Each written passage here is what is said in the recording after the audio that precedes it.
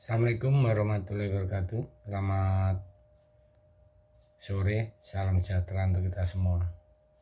Salam Rahayu. Seperti yang kita tahu semua, bangsa Eropa ini telah melakukan berbagai cara untuk mencegah kelapa sawit Indonesia. Mulai yang pertama dulu yaitu Black Campaign atau kampanye hitam. Terus kelapa sawit mengatakan bahwa tidak ramah lingkungan. Kelapa sawit itu tidak sehat loh. Kelapa sawit itu rusak lingkungan. Sampai kini terbaru mereka pun akan melarang setiap produk-produk Indonesia ya, termasuk kelapa sawit dan turunannya.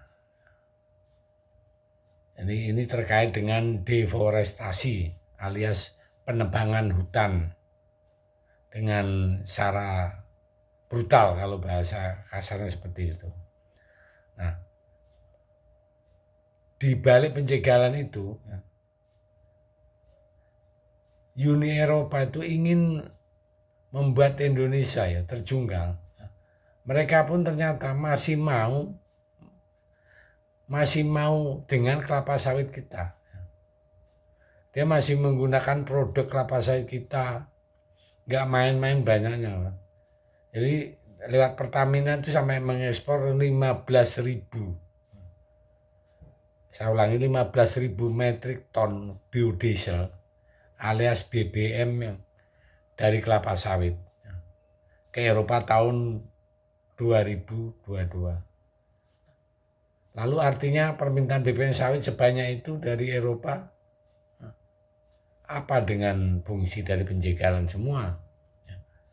Walaupun Eropa mereka masih membutuhkan produk kelapa sawit kita, tapi mereka juga lah yang paling sibuk menjegal produk kelapa sawit di Indonesia.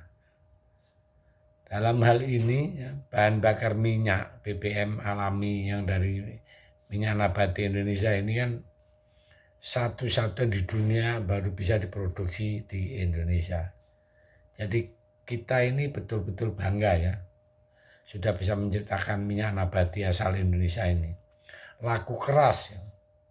Nah, hal ini langsung disampaikan oleh Direktur Utama PT Kilang Pertamina Internasional atau disingkat KPI, yaitu Taufik Aditya Warman, yang telah mengatakan bahwa setidaknya Pertamina telah mengekspor 15.000 metrik ton ke Eropa di tahun 2022. Ini pun membuktikan bahwa upaya pemerintah dalam mendorong energi baru terbarukan sudah di jalur yang tepat ya.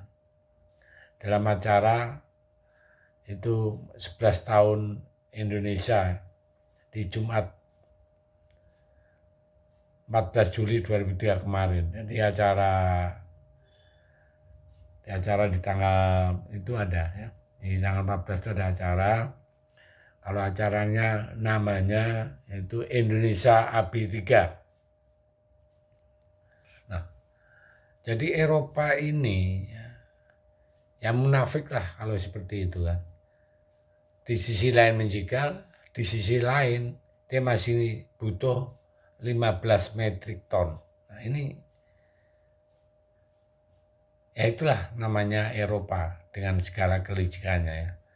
Pertamina sekarang terus menggenjot produksinya bahan bakar nabati dalam rangka mendukung target net zero emisi di tahun 2060 mendatang. Bahkan untuk kilang minyak Cilacap ya, sejauh ini sudah memproduksi sebanyak 3.000 barel per hari ya.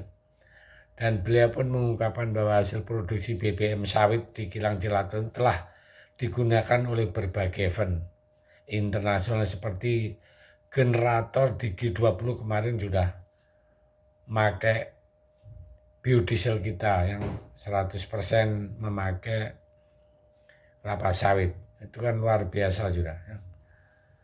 Dan sudah digunakan juga di G20 ya untuk bahan, karena bahan bakar kita kan minta yang dinabati ya, karena pemimpin G20 kan akan ngecek ya, artinya kita sudah energi hijau terbarukan malah dahulu ya. Direncanakan bakal meningkatkan produksi biodiesel plan di Cilacap mencapai 6.000, dari 3.000 kita naikkan ke 6.000 barel per hari, atau naik 2 kali lipat ya dari produksi itu. Kemudian selain Cilacap, Pak Taufik juga mengungkapkan bahwa BNN juga akan meningkatkan diesel berbasis minyak sawit ini ya, di Dumai dan Pelaju.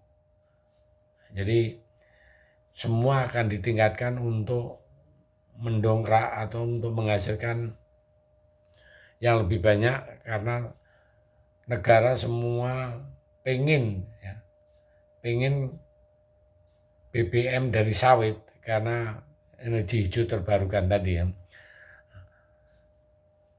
Negara-negara yang mulai melirik itu ya, dari Eropa itu yang jelas ya. Maka dari itu kapasitas kita mulai dinaikkan ya, supaya semua tercukupi, Indonesia tercukupi, dan kita akan untung yang lebih besar ya. Jadi Indonesia itu semakin mantap ya, dengan teknologi, dengan penemuan di Indonesia sendiri, bisa menemukan minyak kelapa sawit yang sudah dijuluki dengan B50 dan B100. Nah, jadi mari kita kawal Indonesia ya dari rongrongan Eropa, karena Eropa sekarang sibuk, banyak yang kepengen dijegal karena Indonesia betul-betul mau melompat di negara maju.